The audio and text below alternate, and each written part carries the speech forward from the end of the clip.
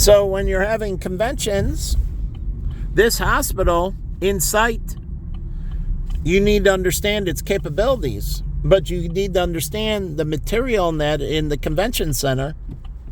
And you got to understand with the parking garages and that, too, how many cars they hold. And if something happens, they plant a bomb in the garage, will the cars blow as well? But this is your first hospital, right? For anything that happens at McCormick Center. But remember this, when you have a convention, let's put this down. All these people are also at risk. All these people are at greater risk when you have a convention. Truly. Because this hospital only has so much capacity.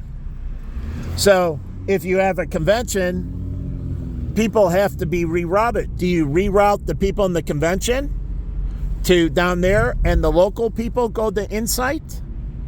Okay, but if there's nothing going on with the local people, then they can go to Insight. But remember, if there's a COVID-19 situation where you have a lot of sick people in from the community, then the capacity at this Insight hospital, depending on the size of the convention, right? The electronics show, 100,000 plus people and so on. Well, if you have something happen at McCormick Place, say a meteorite strike, even a small one can do immense damage. So let's just take it that way. So how many people, where are you going to reroute all these other people to? So when you have a convention, you have to reroute people, right? So you have to understand the convention and what it's doing to the resources of the city. You can't do a convention blindly.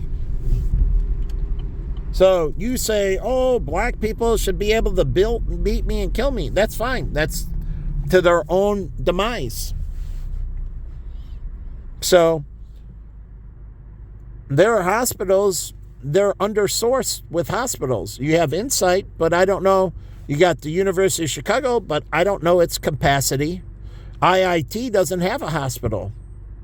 Illinois Institute of Technology, it doesn't have a medical school. It doesn't have a nursing school as far as I thought. So you got to see what local capacity is. Even in an emergency, medical students can be first responders. People that work in medical schools can be first responders. Nursing schools, medical schools can be first responders. They should be part of the first responders, people working in medical, going to medical school. Going to medical school need to be part of the first responders because they can do triage and so on. And so the hospitals should be signing them up and doing orientation, like at Feinberg, those medical students, not the residents, they're in the hospital, so they respond, but the medical students. They need to be oriented to the hospital and how many of them, those students, they can use at Feinberg. Maybe they need to go to Insight. Maybe they need to go over the children's, the medical students. So in an emergency, they become volunteers, but they should be paid for their time. But they need to go in for training, and they should be paid for the training, medical students. And so they become part of the tree of first responders, medical students. And so they go in and they get paid. But as you go down here, you got to figure out what the convention weighs, and you got to think worst case scenario. Like we have hotel rooms. How many hotel rooms? How many more people do you want to live in this area? Do you want to just put retail shops? Non-residential. And do you want to have just commercial buildings? Commercial, like the Marriott. Commercial buildings. Why commercial buildings? Truly. Because you have different populations. So you got to figure out how many buildings are functioning, How many buildings have a reduced staff? Reduced staff. So you got to know the difference between first shift, second shift, and third shift in these manufacturing facilities and commercial facilities. So the Marriott, what's the occupancy? They need to feed that into the system because they need the first responders to understand how many people are actually checked in. So it's physical people checked into the location. So they know we need this many ambulance. Truly, this many ambulance. We know we can go to Insight with this many people, but we need to know how many beds are available at Insight, right? We need to know how many vacant beds they have, how many doctors are on call, how many doctors do they have, what type of, issues do they deal with? Can they handle burn? Truly, what is the capabilities of that hospital? You can't send a bunch of burn victims to Insight and they don't have a burn ward. They don't have anyone that so it can triage and they have to move them. But depending on radiation poisoning, there's a nuclear blast, you have radiation fallout. Do they have ability? Is there any hospitals or we have a solar flare and it breaches the atmosphere and radiation poisoning, truly skin burns, radiation poisoning. So I don't know, cosmic dust comes in through the ozone layer and it's highly toxic. It has lots of radioactive particles. That can happen as these systems are blowing up and this dust is going through space and it is coming through our atmosphere. Now, thank God it's just a small hole and it's in pretty much a fixed place. It expands and contracts, but thank God, it doesn't move. Appearing over here, shutting down, and popping up somewhere else. Thank God the hole. Now, we do rotate, but where the hole is in the rotation puts it to a place with not a lot of population. Isn't that nice? And where it is, it's not at the equator where it could spread it everywhere. It's at the top of the world where as the earth spins, it really doesn't trickle down. It falls on the poles itself in that. So it doesn't spread the dust evenly. It doesn't. And that is by intelligent design. Without that, we would be dead. So there's natural protections already embedded in. Thank God.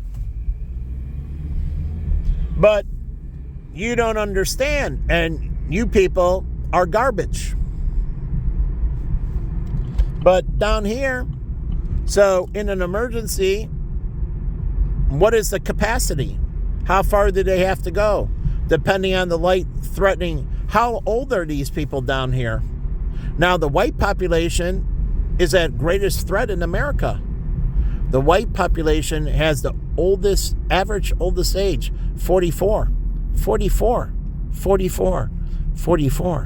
The rest of the population's black, Hispanic, Asian, because they're fast growing. Remember, the white race has been shrinking. So it pushed up the age of the population almost 2 decades. Actually, it said 23 is the average age of Asians, blacks, and Hispanics.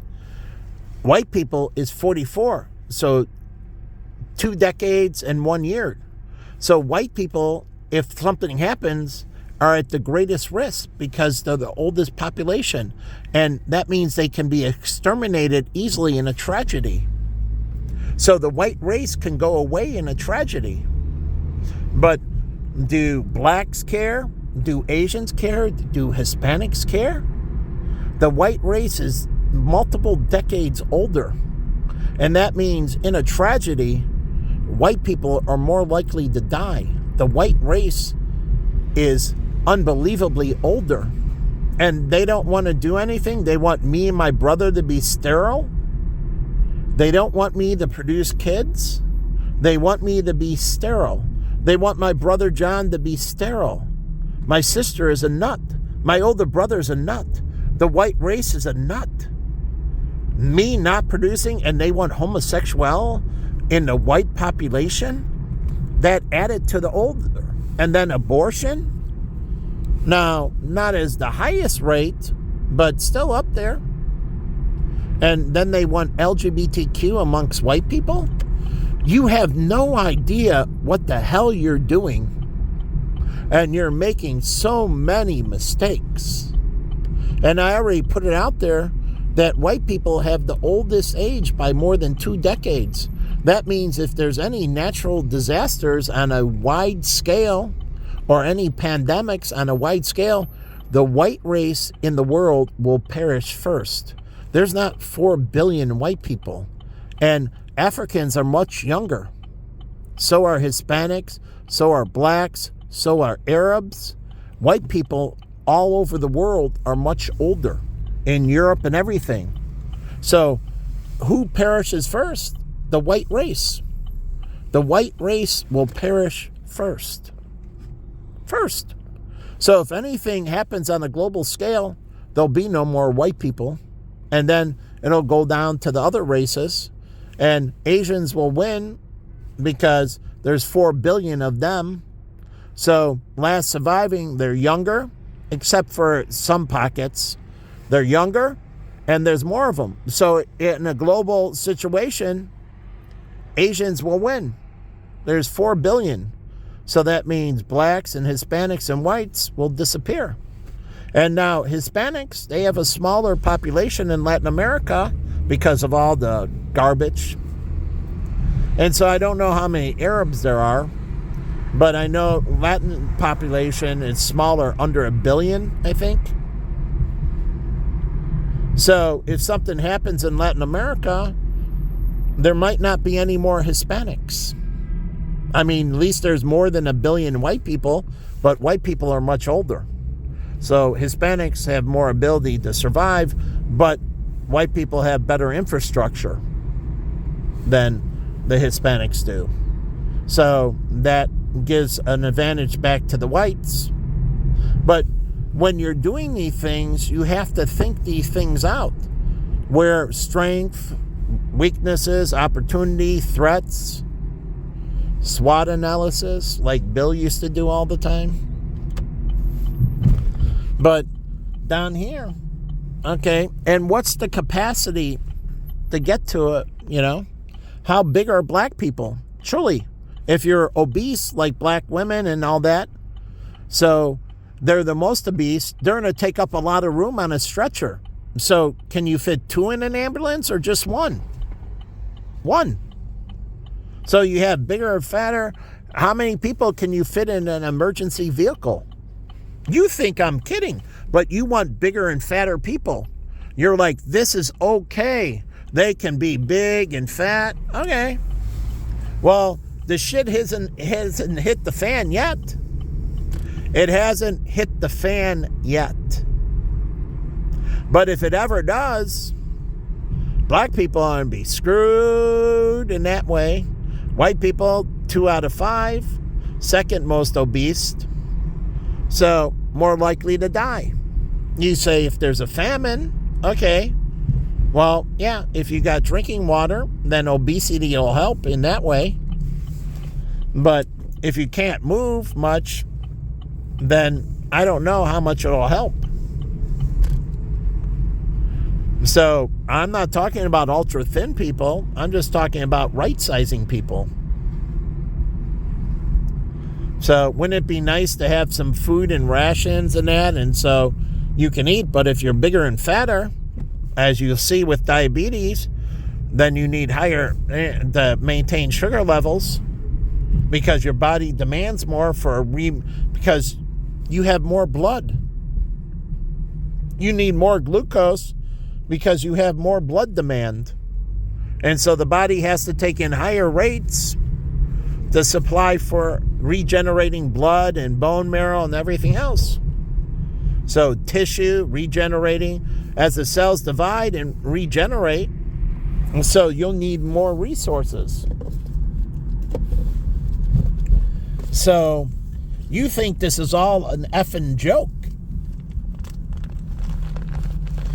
But you don't understand. As God said, I was here to prepare you for the shit hitting the fan. And if you want to hurt me, you should be put to death. It shouldn't be a game anymore. But you think it's some game. It's not a game. So when these things happen, and if they do, who lives and who dies is a big concern. So I'm trying to make it where at least we can save the diversity in the world, like God did with Noah. So we can save a little Hispanics and a little whites and a little blacks and a little Asians. And it does matter. It'd be nice to repopulate with diversity. And that's what God did in the Bible with Noah. He repopulated with diversity. So you got the animals and the people. So you think the Bible's all screwed up, but the Bible's telling you.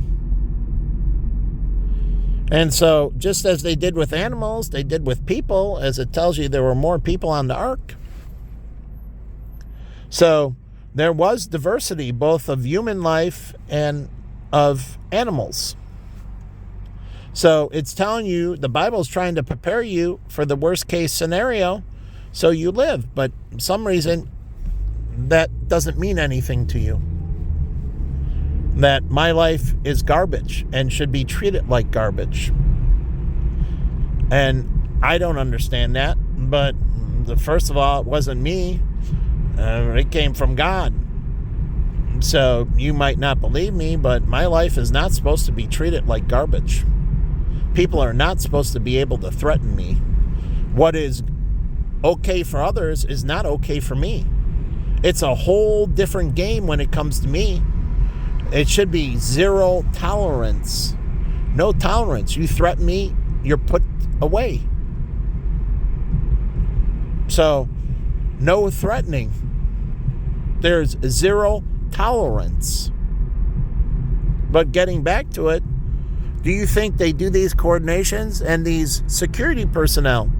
Do they understand and have first responder capabilities? Truly, can they help coordinate firefighters? Do they know exactly the layout of the premise when the firefighters come? Even if they got a layout, they know it more hands-on and they can help the firefighters with it. They have information through ADT. They can visualize and say, you got the link here and there, and on this floor we have so on and so forth. And I've checked these people in. Even if you know who's in, who's out of the building, they'll have to deal with security. They're going to have to know whose cars these people are visiting, right? Security knows that. These people, how many people are over, how many people in the building, are they younger or older? Did a lot of women come in and there's like a wedding shower and there's a lot of women, and women should bring their own babies to the wedding shower. It would be nice. At a wedding shower, the wedding or the baby shower, I should say, they bring their babies. They get to meet up and they get to talk about play dates and everything else. But at the wedding shower, now you get all kinds of information, just like the bachelor party. Men should be sharing their stories about how they maintain their marriage. The bachelor party should be about mentoring. Sharing and mentoring and so on and so forth, and how did you stay faithful and committed, and what did you do in these situations of challenge? Situations of challenge. I used to talk to Jen about that all the time. We came up with these situations. If our fidelity was challenged, how did we prevent ourselves from being unfaithful? And we had conversations. I brought these up with her. How do we protect our relationship? How do we protect the fidelity of our relationship? How do we stay loyal to each other? All that was very important to me. We talked about cheating, and she talked about how she would respond and I would respond. but also under what circumstances? Were you drugged up and drunk? Or, there's things that happened in Bachelor Party, but Tom Hanks didn't, but Hangover. That, okay, well, he was all messed up on everything. So, can you really condemn him? He didn't start out that way, and afterwards, his reaction, it's not a place he wanted to go. He was drug-induced, and then they think it's a funny thing in Hangover, like this is like, no, truly, that's rape. We consider it date rape in America. Maybe not in Thailand, but it's considered date rape in America. And that person, that transgender, would have been thrown in jail for date rape. Date rape. She thinks it's all funny, or he thinks it's all funny. You followed me around like, well, yeah, he's all whacked out on drugs and alcohol. You took away all of his restraint, his higher reasoning. And now you're going to take advantage of him sexually. And you plunge your penis into him. And you orgasm in him, as he says. What kind of diseases? No protection. So it's interesting, but that scenario in Hangover, that was date rape. And then he didn't get checked for any diseases. He didn't go in and get checked. That he could have been screwed. But you're like, oh, it's great, transgender, get them all drugged and date rape them, and it's all good in Hangover. These are serious issues that need to be worked out between countries. You need to know what you're going into. Do they consider that date rape or not? Truly, in some countries, like, how do you treat women? How do you treat men? And so you have to go in with your eyes wide open, as the Bible said, open my eyes and my heart, Lord, and let me see how it truly is. But that's what I'm supposed to be doing. But every time you want to hit me with a rape crime, a hate crime, or some other disgusting thing, you are filth to God. You are nothing. So you hurt me, and you're less than nothing.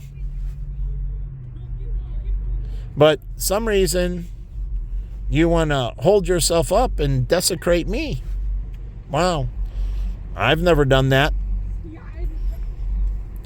But some reason you want to do that to me. So it's interesting. You threaten my life on a continuous basis, which they've done. And then it's okay. Really? In what world is it okay? So they can go on and continue to threaten me? Wouldn't that be prohibited? I would think so, right? Orders of protection, right? Orders of protection. But they say they want that. All the blacks protest. Black Lives Matter. They want orders of protection. Take down the white supremacists. Take down the white supremacists. We want protection from the white supremacists. I want protection from them. Right? That's what they were screaming. So I want them to be taken down in a heartbeat. I want you to take off their head. Inciting? I'm not inciting. I want what is righteous. But the funny thing is, they can march around all the time, and white people march to their beat. Oh yeah, white people march to their beat. They're the boss. They're the boss. They tell white people what to do all the time. Take down the white supremacy group, change these laws, change those laws, protect this, protect that. We need, endanger this. And the only race that's endangered is the white race. So I don't get it. If the shit hits the fan, white people are screwed. But somehow we have to give in to them and they can come in and Really? Where is the fairness in the world? Where is the righteousness in the world? Where is gobbling? I want to expand Chinatown.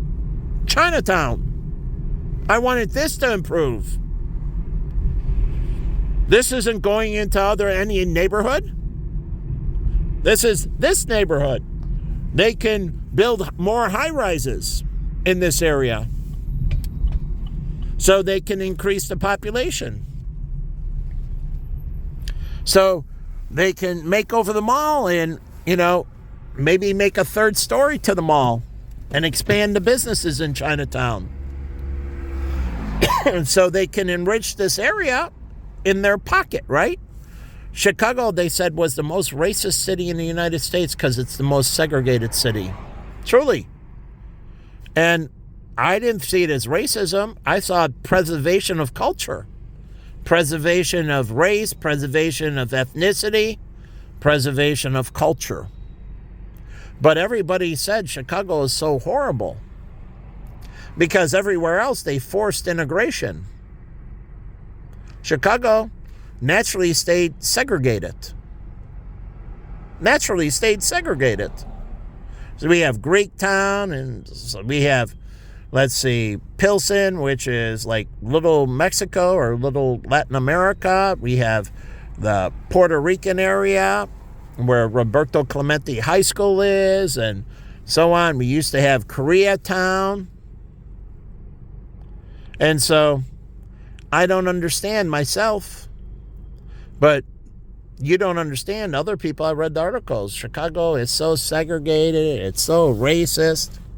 Really? Don't they want to build their community? Don't they want to improve their genetics? Don't they want to improve the quality of their life? I don't know, for their people. So Chicago is pretty good about, and then Chinatown has to do trade with the other communities, and other communities sell produce and but they also sell into the other communities. So you got international commerce going on every day in Chicago. International commerce going on every day in Chicago. But the only reason that it can happen is if you protect intellectual properties in Chicago. So everybody agrees to pay royalties and who has what and what you shared and what you should be compensated. But what is the mayor of Chicago doing? Making Chicago greater, Chicago rising. Because all I see is it's a focus on creating hatred, and I seem to be the focal point of all evil. So I can't go in and sit at peace. I have to have filthy restrooms, filthy tables, shitty food, shitty service, people with all kinds of... It's like, I don't get it. Is that what I'm supposed to do? Be in a leopard colony? And everywhere I go, you introduce the leopards to me? Like I was in, Shy Cafe, and over there were some transgender males. I don't get it. So is Chicago a leopard colony?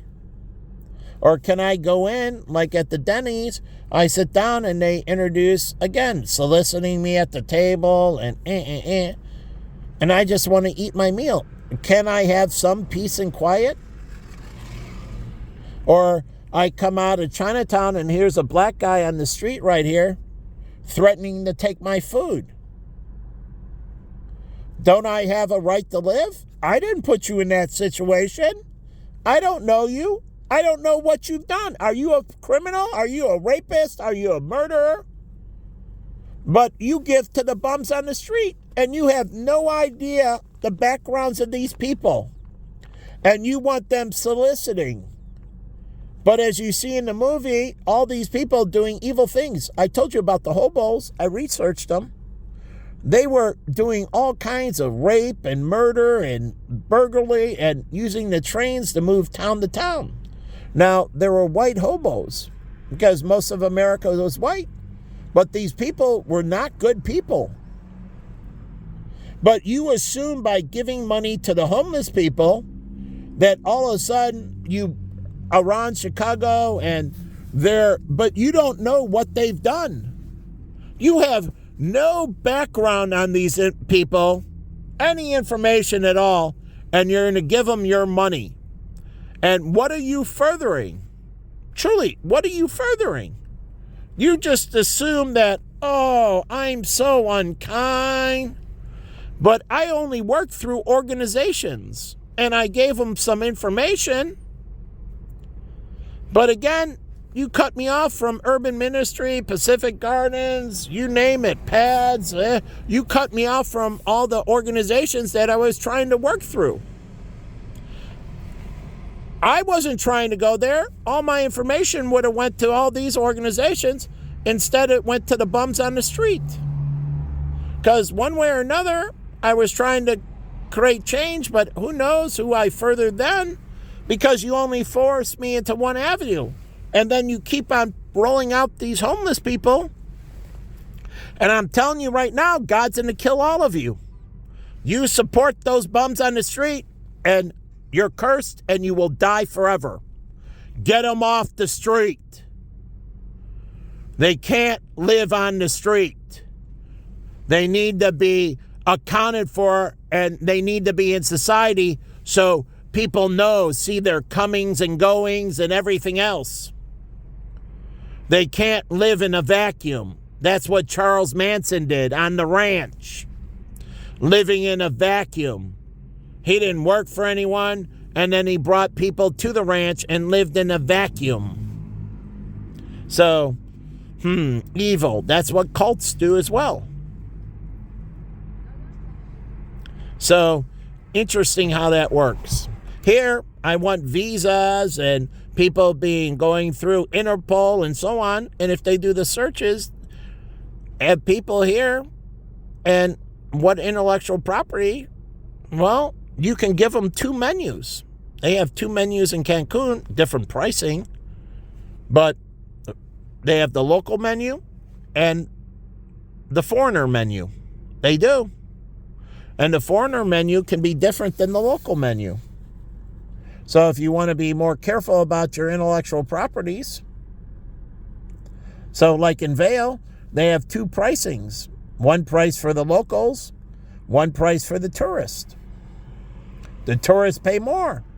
The locals pay less. So Burger Bar, Hello Neighbor, same principle, but I don't know where he got it. The locals pay less. People that aren't local pay more. But take it to intellectual property. You can have 2 different setups. For locals, you give this information. For tourists, you give this information.